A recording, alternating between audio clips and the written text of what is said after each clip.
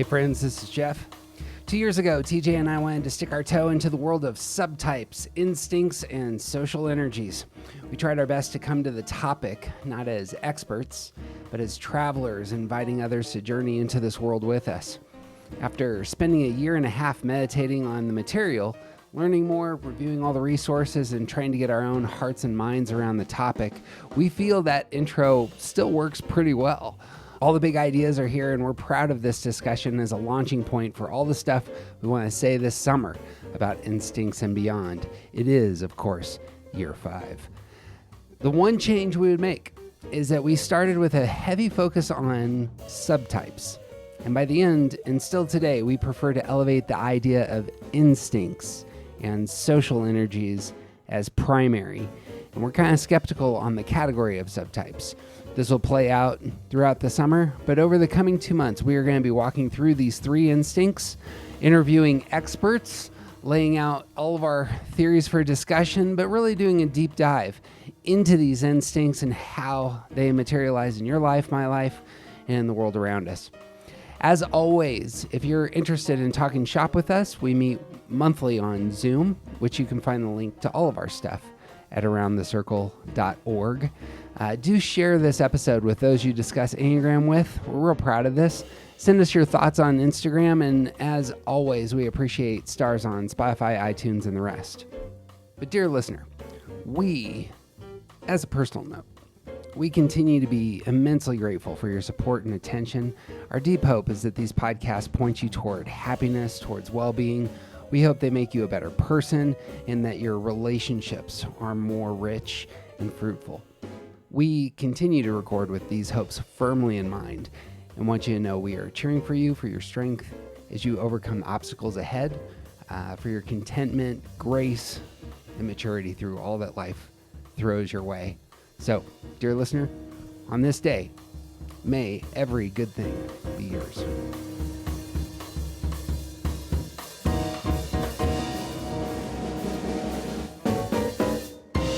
I'm Jeff Cook. And I'm TJ Wilson. And this is Around the Circle. I'm walking slowly, I'm taking my time. All I could talking is starting to rhyme. I'm letting go of lonely, letting go of strife.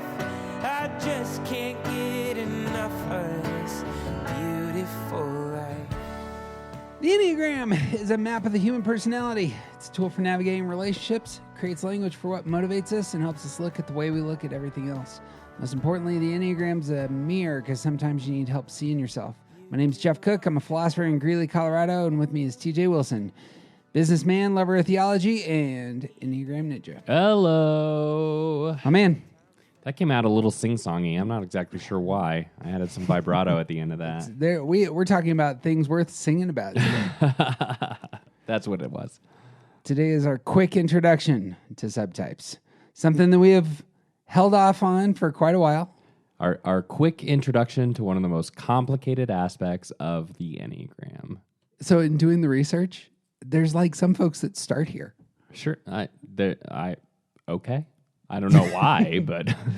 The reason they start here is they save the 9 types for later, and they just focus on the instincts. Huh. Okay. I think it's easier to identify and talk about. And then once you know your instinct, then they start talking about your motive. Sure. So anyway, I thought that was kind of like, Yeah. oh, That's a thing. that's a backdoor way to get into this. Yeah, I guess. For those of you who have listened to us for a while, you'll know that we kind of reference it, and the only thing we generally say about subtypes is, hey, wait 5 years. We'll just wait 5 years. So this is a primer at best for those of you who have waited 5 years. Yep. For me, just jumping into this material, there's lots here I don't know and lots to discover.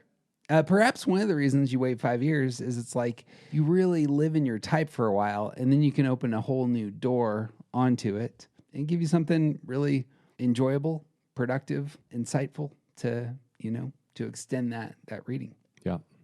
And I think one of the things about the waiting 5 years, part of that is for me and for my understanding of why this is taught, it's because like you really need to get in touch with your primary motive, and it's really easy to see some of these instincts as different from your primary motive, but you have to see it all through your main type, and yeah, this just complicates that. So if you're hearing these terms for the first time, we're going to be talking about instincts and subtypes. These are kind of some advanced, we think, fairly advanced Enneagram wisdom. Like all Enneagram wisdom, it's kind of being discovered right now. Right. And there's some great work out there. There's a lot of not so good work out there. This podcast isn't looking to be, we're not looking to be the experts here. Right. I suppose what I'm looking to do is say something like, here's the diving board from which TJ and I are diving. You know, this is the door through which we're entering when we come to the topic. Yeah. Oftentimes with Enneagram, just getting some basic language to get your head around what's going on can be really valuable. How do you jump off into this topic? And so that's what we're here to do. Yep. Quick intro to subtypes and instincts. Knowing you and me, this quick intro will be somewhere in the 2.5 hour range. Oh, I also want to say that a lot of teachers, a lot of branches of Enneagram study will assign the same meaning to subtype and instincts, and we'll explain why we don't later. But we're talking about the same topic. We're just going to use those two words to mean different things. So stay tuned. There it is. I suppose, yeah, here's where we're going. We're going to talk about 3 rules of subtyping. Going to define instincts and subtyping, why they're different. Going to talk about some practical uses of this stuff. And one of the things, actually, we do talk about subtyping sometimes is that your subtype changes. Right.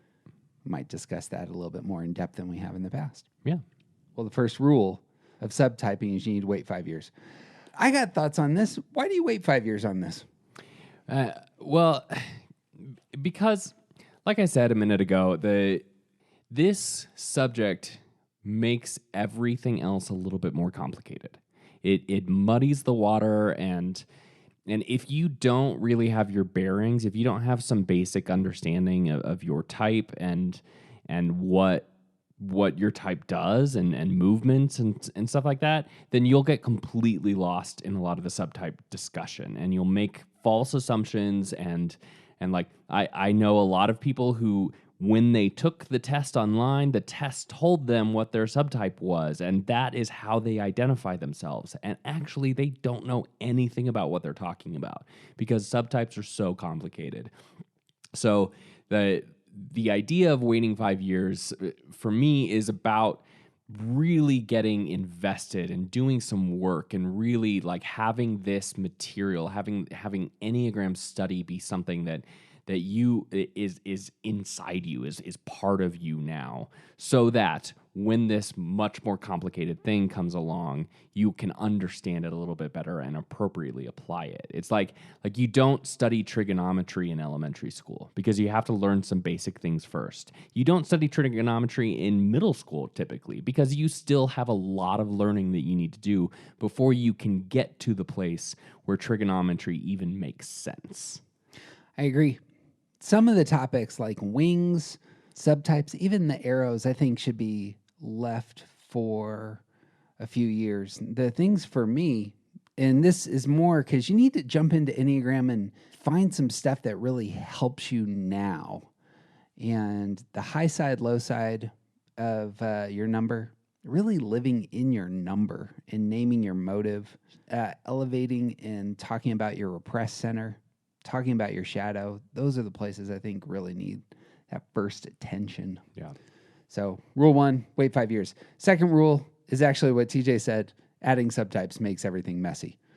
Some of the literature I was reading on this immediately jumps into there are 27 types if you add subtypes. Right. Or if you really do it correctly, there's 54 types. Right. Wait a minute. I thought you said there were 9 types. And now it's messy. So if you wait a bit, then when we start talking about stacking or sequencing, this can make sense. But for now, that might be, just know that things can get messy if you don't really have a good foundation. Right. My last rule, and I'm curious if this works for you, but I think that subtypes aren't about you. I think if you're actually healthy in your number, knowing your subtype and being able to identify other people's subtypes, because I think you actually can very easily type other people's subtypes if you're aware of this topic, or maybe not easily, but it can be a helpful kind of, one sentence question for most people. I think knowing about subtypes really helps you to love people in terms of how they want to be loved. It's about caring for others around you because you understand who you are and perhaps you understand who they are. As is often said, knowing your type isn't an excuse for bad behavior. And that's especially true, I think, once you get into subtype work. Yeah. Yeah, the way that these instincts sort of push our energies, it affects how we interact with other people, and it affects the way our relationships navigate and deal with complications and just being together and normal regular stuff and knowing the subtype and how that subtype, that instinct, interacts with your partner or your business partner or your children or whatever else, like that can go a long way to do some good for your relationship. I know, unless of course you're using it to just excuse your bad behavior. I'm self-preserving, so I need to be alone. No, that's not a good way to use this information. But knowing that this is where you're comfortable and this is where your other is comfortable, and how does that dynamic work? This goes a long way to do a lot of good for knowing how to interact with each other and love each other better. Yep. Just to give a quick example, some of us really thrive when we're in a big group of people. Mm-hmm. And say something really awful happens. Inviting a person into the big group of people might be a really healing thing for that person. Right. But there's some of us that really don't thrive in big groups of people. Right. Something awful happens. The thing we don't want is to go out with a bunch of people. We want to sit down with just the person we care about for a minute and just talk through the thing that's awful that happened. Right. Those sorts of things, using this in those sorts of ways can be really helpful. And we'll unpack that. But just as a quick and dirty example, that's something that struck me. So 3 rules. Second, we got to define some stuff. So first is instincts, and second is subtyping. These are the 2 big terms we'll use. You want to take a shot at instincts? Instincts. This is how think about animal instincts. These are subconscious drives, and when we talk about instincts, we're talking about the energy that we use, the way that we spend our energy trying to get our primary motive. So each type has a primary motivation. This is the way that we see the world. This is the thing that we want, and our instincts are about how we get that thing. A lot of folks, I think this comes from Chestnut mostly. Beatrice Chestnut, when defining instincts, wants to really tie them to evolution and to biology. And she says, when trying to get the primary resources, food, shelter, safety, companionship, all animals want these things because they're about survival. And it's almost like an animal has so human beings have an intuitive way of saying, I'm going to get survival by finding my place in a larger group. That would be one. A second would be I'm going to find survival by bonding with another very strong or capable, supportive person. That'd be a second way. Or third is survival is about me. I need to trust myself and the resources that I have. And those 3 ways of being move into how we become social animals. So my social energy is primarily about being in a wider group. My social energy is primarily about me connecting with another person. My social energy is primarily me caring about me. And those are the 3 instincts as I see them. The names that are generally used are social instinct, sexual instinct, and self-preserving instinct. I think we should stick with those. We can unpack them with other language later, but they're pretty well established. Yeah. Plus, you just love alliteration, so I do. They're my favorite. He doesn't. It's a lie. Instincts are going to form our patterns of behavior. How we get what we need most just flows out into how we are as social people. Yeah. And they create the instincts are kind of the foundation for our social personality. So some of us feel really comfortable in the wider group. Some of us feel most comfortable when we're just with another person. Some of us feel most comfortable when we're taking care of ourselves first and then engaging the world second. And that's how our social self is expressed. And that's part of our personality. Yeah. And it informs our motive. Yep. And how we get our motive. Yep. And so I love TJ's line there that how your energy is spent, that instincts are about how your energy is spent getting to your motive. And I do want to say that we need to draw a line here. There is some overlap, but we are not talking about introvert and extrovert. That's a different kind of thing.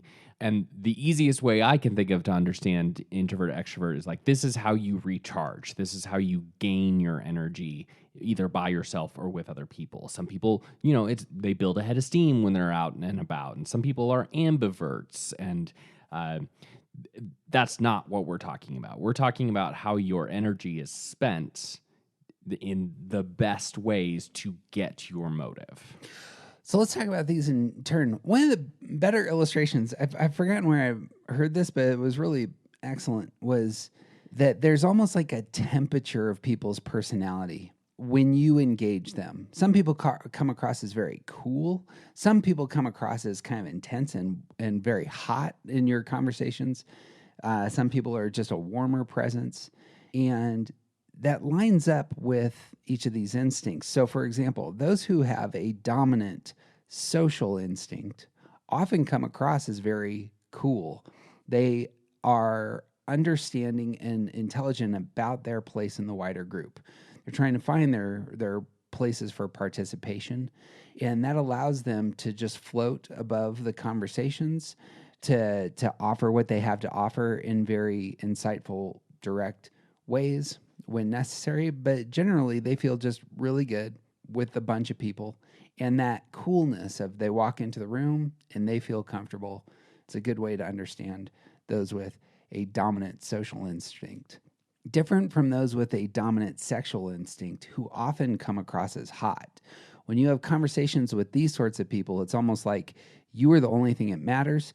Your eyes connect. There is I don't want to call it just an intensity, but there's very much an energy that it's just the two of us. Sometimes this sort of person who has a dominant sexual instinct will kind of pull us to the side, want to have that one-on-one conversation, want to go for depth.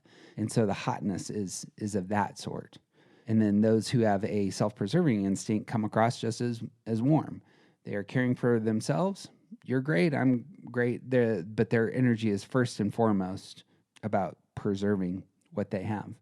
Yeah, I think that it might be the case that the best way to understand this is to find out other people and like find out their dominant subtype and then apply this kind of language to your interactions with them. Because like Jeff is understanding the idea of a hot sexual instinct, understanding the idea of the sexual instinct coming across as hot. If you've ever had an actual conversation with Jeff, it makes sense because it's like he's in it and he's like he wants to solve things, and like the intensity of the conversation is palpable, it's noticeable.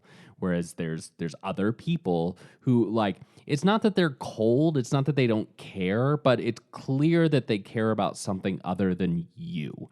And like that coolness of somebody whose instincts are about the group and about how we all fit together and what is my place in it, but also my primary motive, I want that to apply to the group that we're a part of. They're not going to single people out. They're not going to be like engaged in the way that someone would be if you describe them even warm or hot like this.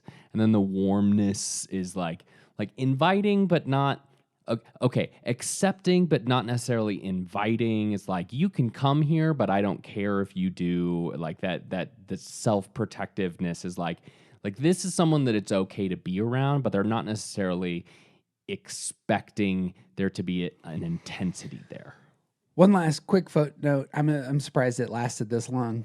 When talking about the sexual instinct, this is not about physical sex. This is another way of saying those with a sexual instinct want to bond with another, with the one other. So those who are dominant in sexual instinct prefer one-on-one relationships. And so those are two other ways this instinct is often talked about. It's the bonding instinct or the one-on-one instinct. Those are interchangeable. But yeah, we're not talking about sex. It might be about sex, but it's not by default about sex. Right. Unless, of course, you ask, Freud or Jung, then it might be about sex, but that's not what we're talking about. So all of us have these instincts. DJ just has this little wry smile on the side. That was good. All of us have these instincts. All of us have a social personality. All of us have kind of a preference, a dominant preference for how we want to engage socially. When that is put into Enneagram language, then it becomes a subtype. So the word subtype is more about saying, oh, hey, this is an interesting idea about how our social energy works. Let's fit it into our system. So some people will say, I'm a social Enneagram 9, or I'm a sexual 1, or I'm a self-preserving 7. And that would be a way of saying, here's my social energy paired with my motive. And so that's the subtype, right, as it were, is how your social energy relates to your motive. Got thoughts on just defining subtypes?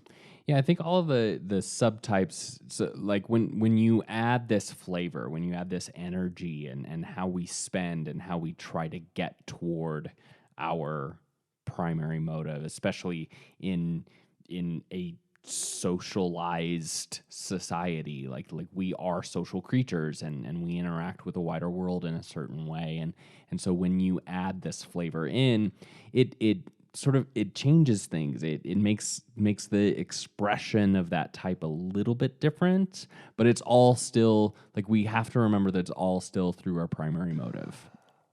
Now, here's where things get messy. Wait, they aren't messy yet? Just for us moving forward, I identify as a sexual 1.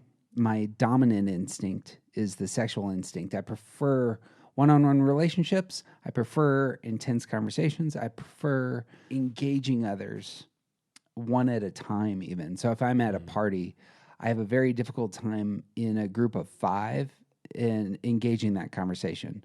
I much prefer turning to one person, having kind of a face-to-face interaction, and then moving to the next person, and then having a real interaction, and then moving. And that's just how I socially do best. My wife is a social 3. My wife walks into the room, very cool, understands how the dynamics of the room work as, in the wider group, and can navigate conversations very quickly without feeling like she has to break off any conversation, but letting people know they're cared about, getting what she needs in terms of attention, moving from one person to the other. Mm-hmm. And TJ is a self-preserving 9. When you're at a party, how does your social energy work?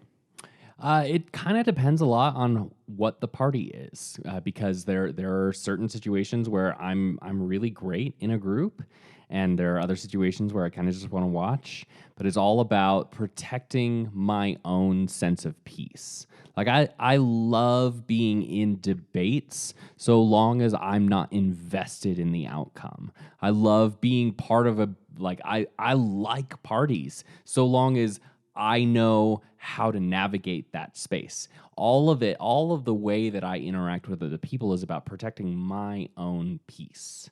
And like, this space is about me.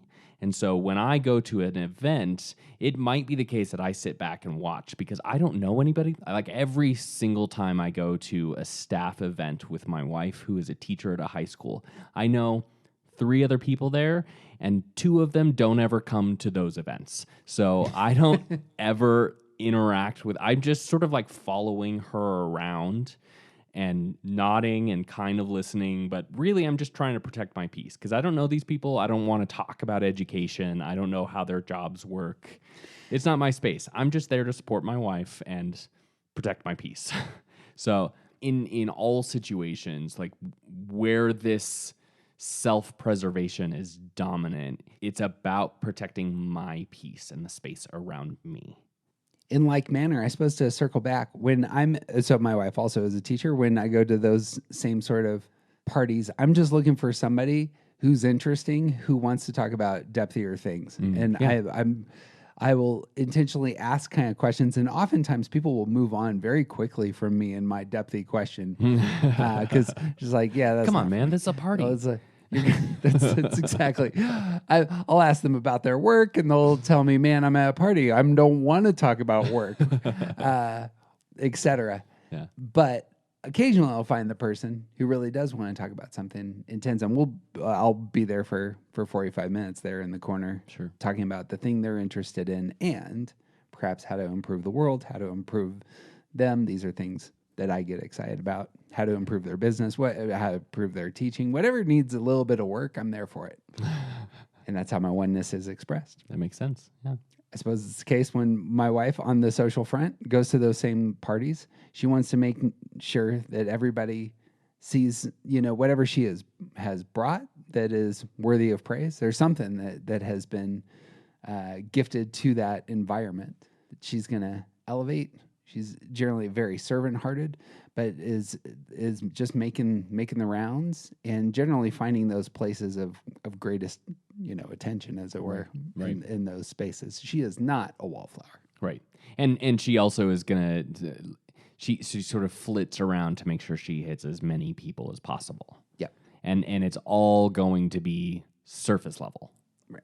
Yeah. And it's all going to be also, I suppose, on the social front, an investment in those folks. She is investing in the wider group because sometime in the future, things might go badly. Right. And they're the ones that she's going to need to rely on Right. for whatever she needs in those spaces. And that's how I think a lot of social types work. So that's talking about our dominant instinct. Now, here's the thing. I'm a sexual one. I prefer one-on-one conversations, but I often have to go into social settings with lots of people around a boardroom table or something. And there's lots of times where I'm by myself and I need to think about my bank account, my resources, and my energy, and focus on my life as well. My primary social energy, I would prefer to have those one-on-one relationships. But then I have a secondary, and those other two instincts need to find their place in my life as well.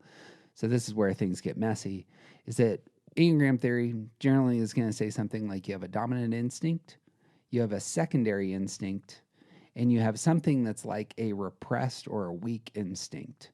Riso and Hudson call this the blind spot. Beatrice Chestnut calls this a repressed instinct. My gut here is that it's not repressed, but that it's just really weak. And however it is, one of these places, one of these instincts is lowest. So for me, my lowest instinct, the thing I'm least comfortable with, is social. Put me around a table with 8 people having a conversation, and I can't pull somebody to the side to talk to them one-on-one, and I generally don't thrive in those spaces. Right. And that would be the image. Do you know what your repressed or blind spot? I don't, because I actually have a different theory about this. Yes. I think there is a lot of information, and again, this is muddy. Like it's messy because you get this deep into it, and then there's like 9 people who have thought this hard about it, and all of us view it a little bit differently. So my theory is less about there being a repressed one. Our good friend Sean Palmer, a friend of the podcast, and he's written a handful of books, and a couple of them have to do with the Enneagram. In his book, 40 Days on Being a 3, in the intro, he talks about subtypes being sort of like levels of a house. So I live, imagine a 3-level house. You spend most of your time on the main level because that's where the kitchen and the living room is. This is where you sort of like do your thing. But when you need to go to sleep, you go upstairs to where the bedroom is. This isn't where you spend most of your time, but that is a very important space where something important happens. And when you need to do laundry, you go down to the basement because that's where the laundry room is. And this isn't where you live, this isn't where you spend most of your time, but there is something very important that you have to do, and you can only do it in this space. And so for me, I think that it's more like maybe there's a stack, but it's more like you have like a dominant one, and then you use all of them in specific settings. It's like when I'm at work, which my job is to create space for other people, I am much more easily drawing on my social instinct because it's not about my piece now, it's about the group's piece. It's about the space that I'm creating for the people that are coming into my business. And when I'm with my spouse and like we're making big decisions, having hard conversations, this is not about my piece. It is about the piece of our relationship and our household. So it's much easier to draw on the sexual energy there when I'm navigating those specific situations. So I really love that metaphor of the house. I think it's a great way to understand how I think about this, because I don't think it's a stack. I don't think I have one that's repressed. Maybe one that I use less than others, but I don't know that it's necessarily to a detriment, if that makes sense. I think that's excellent. And I think I would go closer to that way of thinking about the relationships of these as well. When you get into Myers-Briggs, another personality typing system, it's going to ask you questions, and there's almost going to be levels of intensity. So one of the first is introvert, extrovert. Some of us are really high on the introvert side or really high on the extrovert side. Some of us are kind of more in the middle. Right. And it feels to me like our instincts are of that sort. So I like the house image on this front. Like I kind of live in this space, but I can go to these spaces. For me, social environments around the table is like going into the creepy basement with all the spiders. Right. And your laundry room isn't down there. There's nothing down there except for storage. Right. So you don't use that room very often. Don't use it very often. Yeah. Or I haven't, or even, it may be the case that some of us kind of even avoid said rooms. Right. If as much as we can. So I've used this illustration a handful of times, but my wife doesn't, who is a social 3, really does not enjoy one-on-one coffee dates. Right. And it's more of this is a energy suck for the most part with most people. So, and maybe that's it. It's what the laundry room is a place of real work, but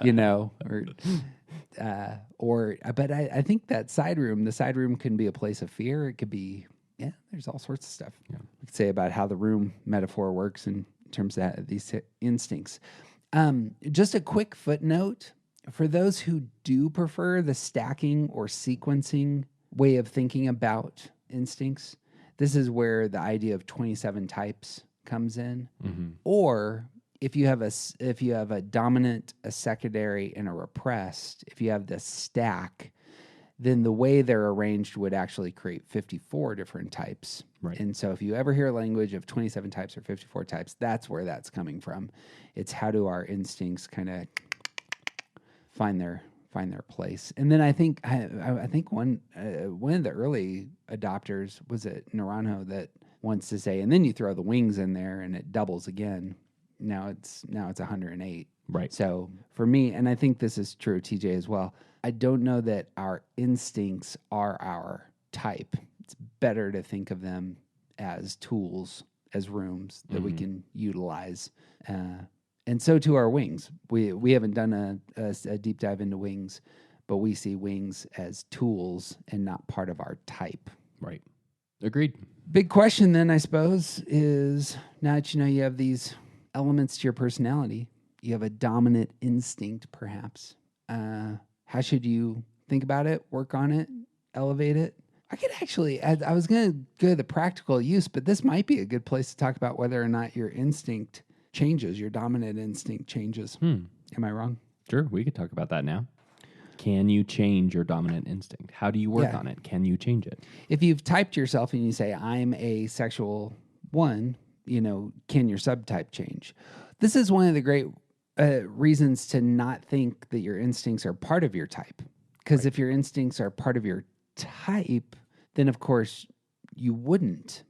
Your type wouldn't change. Your type is kind of, I suppose, in the way that we use the language of type is your pre-wiring. This is who you are at your core, and through which you engage the world in relationships and everything else. Right. But we have lots of stories of folks who, in the midst generally of tragedies or real hardship, find that they have to move from they have to make a new room dominant. That's really what happens, isn't it?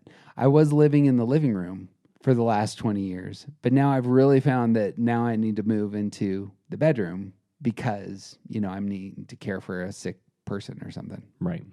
The subtype changes. Right. So you want to tell the Suzanne story on this one? Yeah. Suzanne Stabile is one of the world's best teachers on all things Enneagram. And she tells a story about she was teaching in, I'll say, Houston, Austin, some city that's not Dallas, that's 4 hours away from Dallas. And while she was teaching, her daughters were there with her. Her husband, who was in Dallas, had a heart attack.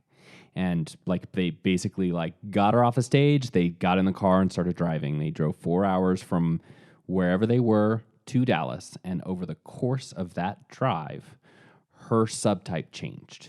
She was a social 2, and by the time they arrived at the hospital where her husband was, she had become a sexual 2. And that, that's a thing that matters, that they had been married for many, many years, and after that, they had to go to therapy to deal with this, to figure out that her subtype had changed and to deal with the ramifications of that, because it affected their relationship so significantly. Basically, she all of her energy was about getting her primary motivation from her husband now, where it was about getting it from the group before. And now she was driving her husband crazy. And so they had to work on this and learn their new dynamic, because over the course of that 4 hours, her subtype changed. I think the move towards the sexual bonding instinct often will happen with a personal event. If somebody really experiences a change, it's going to be something like that. The person you love most is very sick, and you move, and maybe suddenly sick. Or you have a baby. The birth of a child requires a new sort of bonding energy, this one-on-one energy that suddenly arises. Sure. Or even a marriage, like you get married and you move across the country. That one-on-one energy is going to be the only place you're going to live to get your motive fulfilled there for perhaps. And I can see that being I'm living in this room now. A different kind of event would be something that pushes us towards self-preservation. And we've talked about this a handful of times, that a lot of people we know, or maybe you yourself, move towards self-preservation during COVID. Mm-hmm. That there's a global event. So this isn't a personal event. This is all the things are shattering. Right. The world is not a safe place. Right. And so I'm going to move. So my oldest child is convinced that they moved from a sexual subtype to a self-preserving subtype, and has routinely used this as an excuse for bad behavior. But let's set that aside for a second. Also, they're a teenager, so that part makes sense. The movement here of really emphasizing with one's social energy, I need to take care of myself first, would make a ton of sense given how COVID affected so many of us. Right. You got thoughts? Right. And in general, this is a theory that we actually heard from Suzanne in the first place. But the idea of something like a global event changing your subtype, that it kind of just, it makes sense that everything is different from before to now. The world has changed, and it makes sense that we would all come out of it changed as well. And when we're put in these kinds of situations where like we go to work every day, we see these people all the time, we like all of these things happen and they're normal, and then all of a sudden we're not going anywhere, we're not seeing people, we're not interacting with people in the same way, our energy, how we spend that energy is probably going to change. It just logically, it just makes sense that this is how this would happen. Thinking much more about our bodies, our finances, are going to take care of myself first, and then through that, take care of my motive. Right. The movement towards social energy also, I think, can come about in very dramatic ways. And the two big illustrations that come to my mind are the beginning of World War II and 9/11. Sure. We rallied. A lot of us who were adults at the time ended up having an experience where it was, okay, we need to do this together. And it was almost like we were pushed into a common identity. And I see this much more than 9/11. I see it much more with World War II, that it was like, if I was a sexual subtype, I don't need to necessarily have the one-on-one conversation. I need to get part of a team because we're rallying. We need to defeat global fascism. We're all in this together.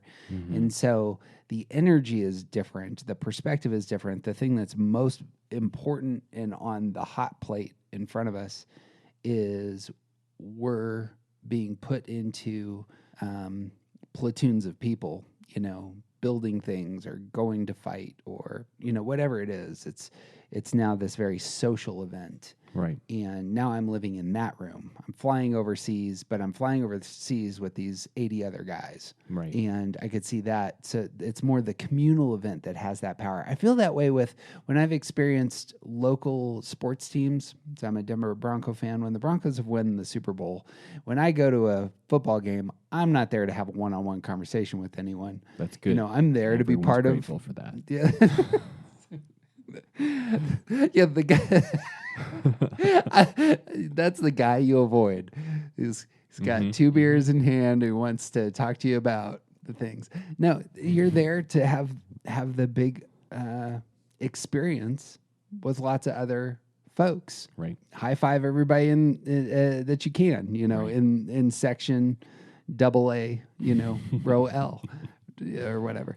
And that's one of the things that makes the World Cup so fascinating, is that everyone in the world, and finally the U.S. is catching up to this. Everyone in the world is partaking in the same event. It's the same thing with the Olympics. There is a sense of usness that didn't exist 2 weeks ago. And like thinking about your bringing up the beginning of World War II and 9/11, I have nothing to say about the beginning of World War II because I don't care about history, and I wasn't alive then. But I remember 9/11. I remember how quickly and easily, not necessarily a good thing, but easily, it became all of America versus anyone in a turban. We became, the whole group became a little bit racist very quickly.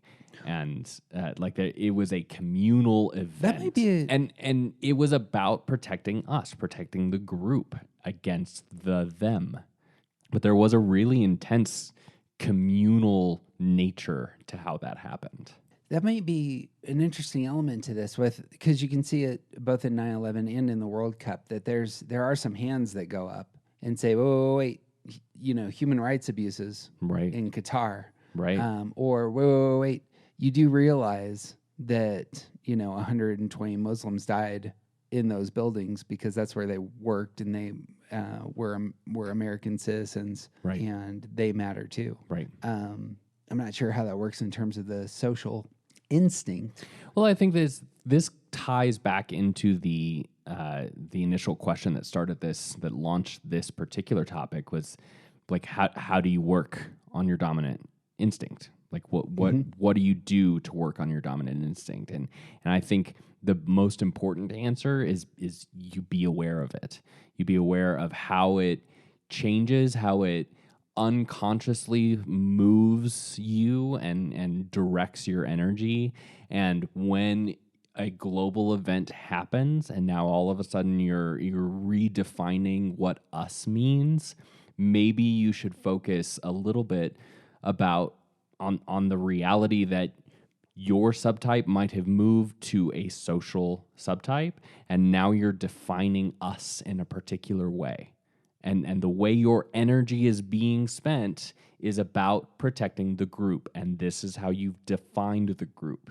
And maybe that means that you need to become better at defining the group. I suppose, yeah, as you're talking, maybe this is a good way to say, your social energy is going to go up, and then notice your motive comes into play. Right. So you're going to be aware of conflict and how that can be not a good thing. Is Right. like I heard a strong critique of the the more racist elements that appeared after 9/11, which were clearly there. Mm-hmm. And I imagine your nineness, your radar for justice, your wanting to keep things together pops up. And also to see both sides, to see the perspective of the faithful Muslim who is not a radical, Right. who is being blamed for something that happened without their knowledge or experience, and now they're all of a sudden part of them. Or affirmation. Yeah. Yeah. The- And being able to see that perspective like that comes out of my primary motive is that I want things to go well. I want things to be peaceful. And the social, like now that this thing has happened and sort of moved me into a social subtype or a social instinct, I need to redefine what us means to make sure that it includes people who deserve to be included in that. Yeah, when you're part of the big room, and there's a lot of energy from all the crew that you're part of. You have a place, you have a role in that. Yeah, that's good. Right. That, I think, in terms of does your subtype change, is real helpful, because what it really is, again, is that it's like the energy can shift into those three different spaces based on world events, communal events, personal tragedies. Those can really alter where we really invest a lot of ourselves. Right. Or perhaps, like for myself, I'm an academic. Academics end up, you go to school, and grad school in particular, can be a very isolating experience because you have your topic and you're focused on that topic, and you're encouraged to become the expert in the world on the thing you're focused on, and that will take 2 or 3 years of you in your basement, hammering out the things that you're gonna publish on. And then for me, then you get a job, but the job I ended up going into was very communal in nature. So started a church, started organizing a church, started pulling people together. Those are two very different experiences of studying something by myself for a few years, and then suddenly being thrust into, in order to thrive, you need to become more social. Mm-hmm. And man, it's like saying, hey, you've been in your basement 12 hours a day. Now you're going to go run a marathon. And it's like, okay, right now? I don't even have shoes. I need to build up some muscles for this sucker. and that was my experience of doing, some of the work that I was doing is I don't have the social skills that I did have. I think I had much more social skills like in high school, but in college, those kind of went away because I really got into academics. Right. So building up the muscles. I think this is transitioning here. That seems to be the thing we're talking about is once you understand instincts and subtypes, as it were, it's really identifying your strengths, identifying your weaknesses. Enneagram's a tool. Yep. Do you want to do work on this? Then great. Here's work that you can do. Be aware of it and start observing how it affects your life, how it changes, like what settings it changes in, and then start building on things that need work. This is a place I would love your opinion, because on one side, Enneagram says you want to create some balance. Shoring up your weaknesses isn't a bad thing. But my favorite elements of Enneagram is pushing into your strengths and really identifying your strengths. Mm-hmm. And just to float this, you'll be familiar with my life, but listeners may not.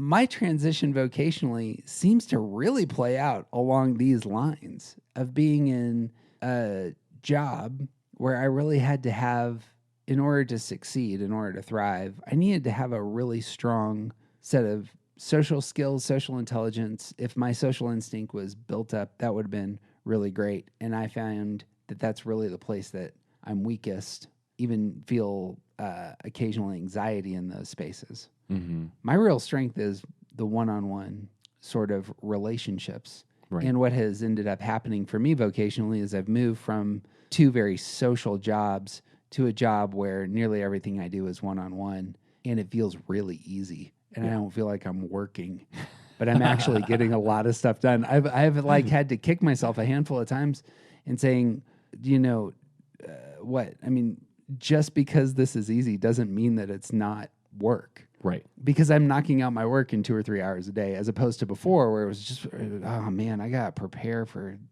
to meet with all these folks and do this thing and interact with these people that treat you like crap. And so what's the wisdom here between identifying weaknesses, identifying strengths? I think this when I come to subtypes, I think this is the primary question for me right now. Yeah. Well, I think answering your question specifically, but trying to do it in a broader kind of way. Like I think it's really important for us all to remember that our type is primary. Our Enneagram number is primary. And for an Enneagram 1, all situations are going to be filtered through that primary motivation. And so the fact that you think that you're not working hard enough in what you're doing now is part of your primary motivation. You identify yourself with your work, and everything should be moving toward better completion. And like there's always something to improve. And if it's easy, then you're probably not doing it right? And that has nothing to do with subtype. That's just oneness. But then you add in this other stuff where your previous work, these social kinds of settings, like the like meeting with the teams and all of these other things that were a real struggle for you, and now that those struggles are gone and it just doesn't feel like being aware that your subtype is playing a role in this is really good, and also should be something that you can focus on. Because if you find yourself in a situation like similar to Jeff, where like these things changed and now it doesn't feel right, but it should, part of that may have to do with you're just so used to it being harder than it should be. And focusing on that, focusing on the fact that your old vocation required energy from you that you weren't good at giving, and now you don't have to give that anymore, that doesn't mean what you're doing now is wrong. That actually means what you're doing now is right, and what you were doing before was wrong. And Or it didn't play to my natural strengths, I suppose, is where I'm more at. I would love to be a more socially intelligent person in the midst of the group and lead team meetings and such. It's just not, I'm not the person you want to hand the microphone to most of the time in those spaces. Right. And being aware of that, and this is a good life lesson to know, like when you get into scenarios in the future where you are part of the group and there is some kind of leadership on your shoulders, maybe because you know this about yourself, you can hand the leading of that group off to someone else. Right. And because you know that you're not good at that part. Exactly right. Yeah, I've already mentioned it, but the flip side to that is watching my wife really navigate well very social settings, but she also is a professor and she has office hours in which she's has to meet with students one-on-one, and this is one of the places in her job that she really doesn't like. Right. Not that she doesn't like her students. She doesn't like having to meet one-on-one with them. Right. Because it's going to be a suck. It's not going to be efficient. It's going to be a lot of their story. It's going to push into places that just isn't her wheelhouse. Right. Being able to name that, real valuable. Right. Trying to create one of the things we were just talking about yesterday, as I was telling her what we were talking through, was that she needs to, meet with 20 students one-on-one to do their counseling, like here are the classes that you need to take in order to get a history ed Right. major, right? And she oversees history education. And just saying, if you got 5 of them in the same room at the same time, would that be more helpful? And that was like a click, like, well, of course it would be, Sure. because then she's pushing into her natural social skills and leading the room, as it were, Right. and not having to do the one-on-one work. Right. And that would just be an example of, like, I know who I am, I know where my strengths are, my weaknesses are, or what, in just pivoting such that I push into my strengths. Mm-hmm. I think that was worthwhile. Yeah. How does that work? For those of you who don't know, TJ is a very successful leader of a wonderful staff at the coffee shop that he owns. How do you think about your social energy regarding your staff coming from a self-preservation point? Well, I actually, part of why I have struggled with this topic of instincts or subtypes for so long is because I feel like when I'm at home, I'm self-preservation, and when I'm with my staff, I'm sexual, and when I'm with the group, I'm social. So it's difficult for me to say that this is an area that I struggle with, because I feel like I actually do navigate that pretty naturally well. But there are a lot of times where I avoid it because I would rather not have hard conversations or whatever. Like the primary thing for me is about protecting the peace. And so when the thing that I have to do is not going to protect the peace, that's where it becomes a struggle for me. So navigating like individual conversations with staff, navigating like the creating space for the group, knowing that my primary is self-preservation, is to remember that like it's my job to lead this group. It is, and they don't have jobs unless I do that work. And so pushing into that, like, because it's not about me.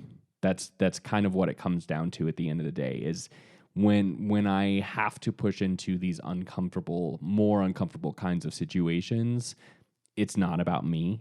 It's about them. It's about the people that they work with. It's about my customers. It's about whatever else. At the end of the day, it's not about me, and that's what I have to push into.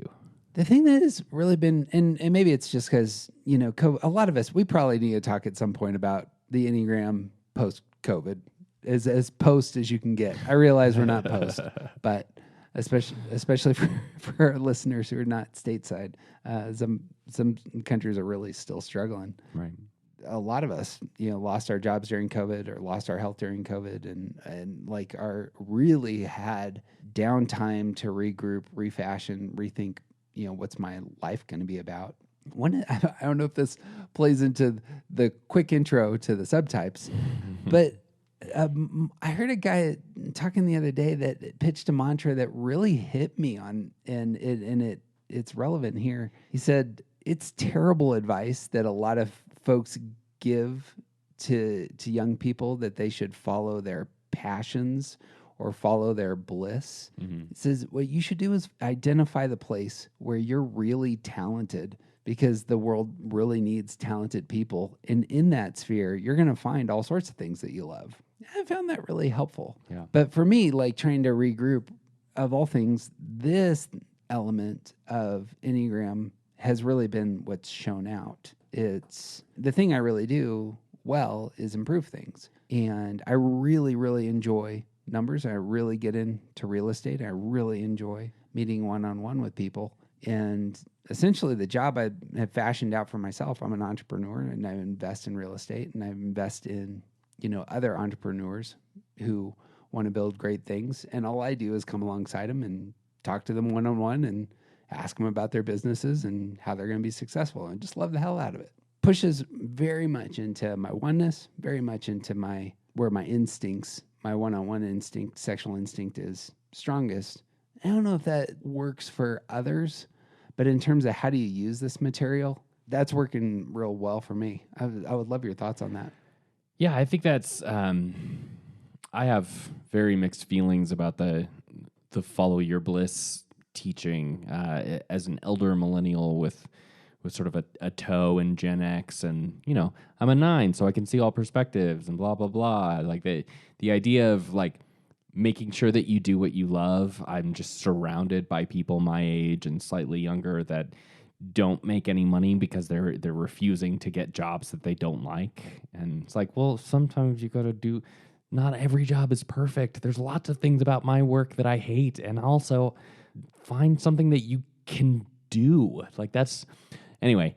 The idea of really focusing in on finding places where you can be successful, and not necessarily like this work is easy, therefore I'm going to be good at it.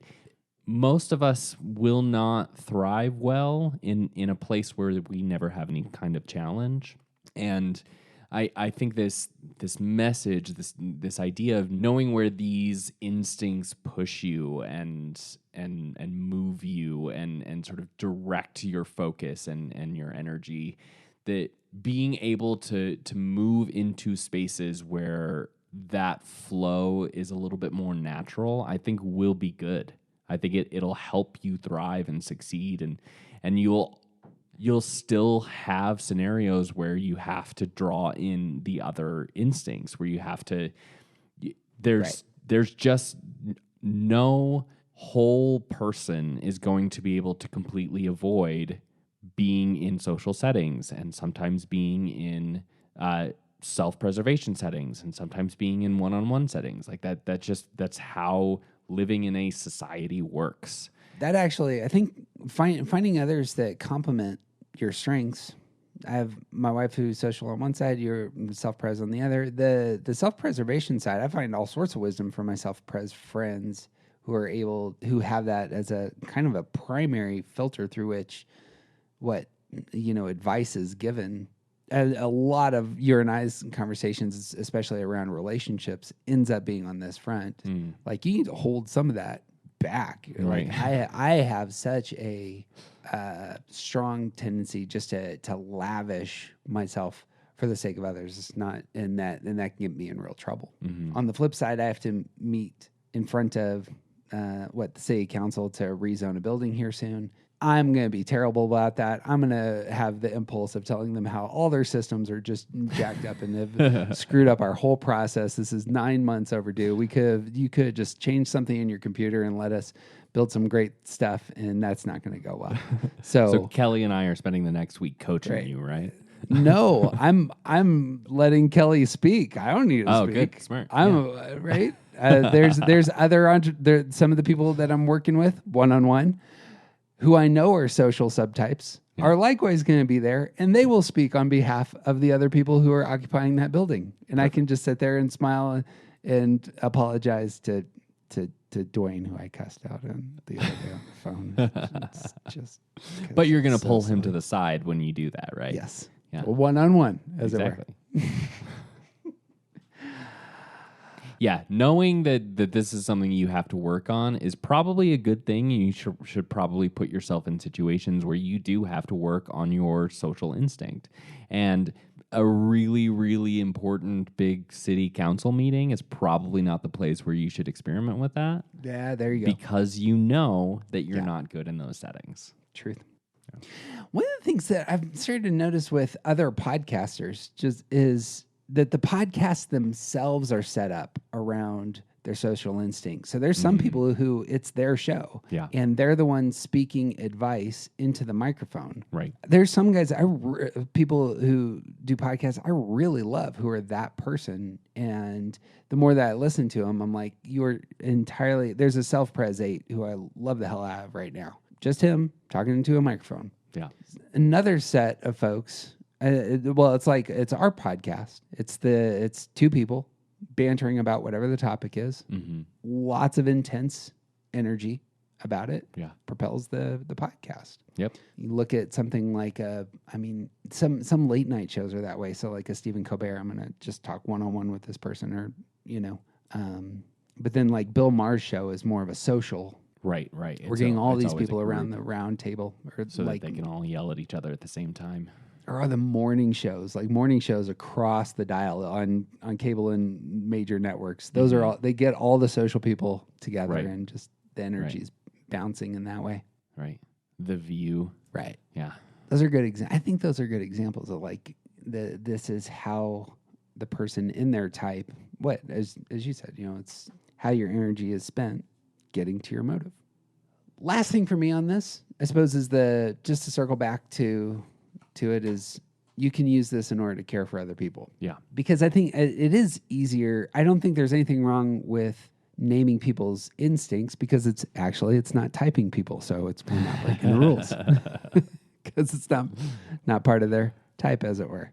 If you know that somebody is that, sexual bonding, one-on-one desiring subtype, then loving them looks like entering those spaces, even when that's not your wheelhouse, especially when things are kind of rocky. Right.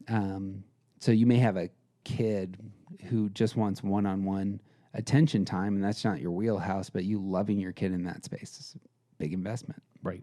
And being aware that this is not your wheelhouse means that you can enter into it intentionally with work and effort and doing the work that is good for someone else, as opposed to just sort of like floundering around in a space you don't know what you're doing. The awareness really helps. Understanding that somebody's self-preserving. Is this giving people space across the board? Like, it doesn't matter what your Enneagram type is. If you're a self-preserving type, is loving a self-preserving type understanding that they need more space? How does that work? Not necessarily. I think it's knowing that self-preserving types are thinking about their own comfort first, thinking about their own, like, how their thing affects them first. Like, it's not necessarily that people who are self-preservation dominant want to be alone. It's that their energy is spent on themselves first. And even in group settings, in one-on-one conversations, in all of those spaces where other things happen and other instincts sort of thrive, the self-preservation types are thinking about their energy is directed toward themselves first. And so knowing that about us, it makes it easier to understand why we behave the way that we do in some places. It might be the case that a lot of self-preservation types are wallflowers, but I don't know that that's because of self-preservation. I think it's because of other things. And yeah, just knowing that that's where the energy goes first, that's the thing that we need to know. I assume that loving self-preserving folks ends up having to do with ensuring that they have what they need, the resources that they need, the as you were saying, the comforts they need. What is it that is most important to this person that they generally are just very aware of? Right. And like if I am a high level self-preservation dominant, like, I don't really spend much time in the other two. If that's how I am and how I navigate the world, then people who love me need to make sure that those things that I'm aiming for are taken care of, so that I can spend the energy elsewhere. Yeah. So like if it's about peace, my partner, I think, is a self-preservation 6, and so she is mainly thinking about her own safety most of the time. Like, that's how her energy is spent, on her safety, her security. And if she does not feel comfortable, if she does not feel like she knows what's going on and can, like, navigate and make decisions, then it affects everyone else. It makes it harder for her to spend good energy on our family, on our finances, on whatever else needs to be done because I need her energy. I need her thinking about all of the things that are going to break, because I don't think about those things. But if she's only thinking about herself, then she's not putting that energy into the other places. So I can help her by providing some of that stuff for her so that she can put that energy elsewhere. On the flip side, if you have a social loved one, I imagine granting, even entering yourself into spaces where it's not just you and them, but it's we're going to hang out with the crew, maximizing opportunities to enjoy lots of people can be incredibly valuable. Mm-hmm. Well, I think even coming into, so like part of we keep talking about how this is so messy and complicated, and I think one of the really significant parts of the social instinct is so much about the group and my place in the group, but also like bringing that primary motivation to the group. Defining the group is different. So the social energy can be spent on a whole crowd of people. It can also be spent on just our nuclear family. And knowing, so as someone who like you with your social 3 spouse, so much of how her energy is spent is not specifically about being social, but it's not necessarily about making Kelly Cook look great. It's about our family's the way that people perceive our family, because the social energy is pointed at the us. Yep. So as someone who loves that person, knowing that when they're doing things like being really picky about how the house looks or how you dress or like whatever, all of these things that could come out of a social type pointing their energy at their family, it could sound like they're just being mean and controlling, but it could also be about that energy is specifically about the family and the success of that family. So again, with Kelly as an example, the knowing that like some of her parenting decisions, some of the ways that she interacts with other people, so much about her life as a cook, as a member of your family, is about how your family looks. It's about the success of your family, not just about her, about the whole family. Yeah, a big investment can be the three, smelly boys cleaning up and being show-offable in social spaces. Yep. So, by the way, all of this, I don't mean to just talk about myself, my family, my work, and all the rest. Obviously, I'm coming to the subtype conversation from a point of, again, just jumping into it for the first time. If I had more wisdom around the circle, I would have given it to you. But this would be, a lot of times this is how we learn. This is the narrative tradition in Enneagram. Right. You hear people's stories, how they're internalizing this stuff. And it's like, oh, okay, this is how it works for a social 5, or the sexual 7. And finding your anchor, that can be very valuable. Right. On the other side of this is it's, being self-aware. So starting with sexual subtypes, being self-aware that you come across hot can be incredibly valuable. Like I can kill people with one-on-one energy. Yeah, I just can. I can talk with one person for 4 hours if there's the topic that I really enjoy. Right. So, and if I don't know that I'm like dragging people, who might not have that same energy into a 4-hour conversation, it's super important for me to know. I need to everything with moderation, balance, just hold things loosely. Right. I assume that it's the same, however, for social subtypes and self-protective, self-preserving subtypes. Yeah, you brought up the example earlier of Kelly not being able to meet one-on-one. Like that is a real struggle for her, and knowing that about herself. Any type of social person who struggles with the sexual aspect, you might have to have one-on-one meetings with people sometimes. And knowing about that and going into those settings, can you hand that work off to another person, or can you like corral your energy to give the best that you have in this scenario, knowing that about yourself. This is something that you're going to have to enter into sometimes. Or I mean, I suppose, like I can imagine a social subtype who has people over to their house 5 times a week. And this is, others in their family are just like, seriously, I can't give this much energy out. Or the expectation, they're a social subtype. The excess. And they long to be with everybody at the bar every other night. And but they're leaving the finding the balance. There is an excessive point to our instincts. Yep.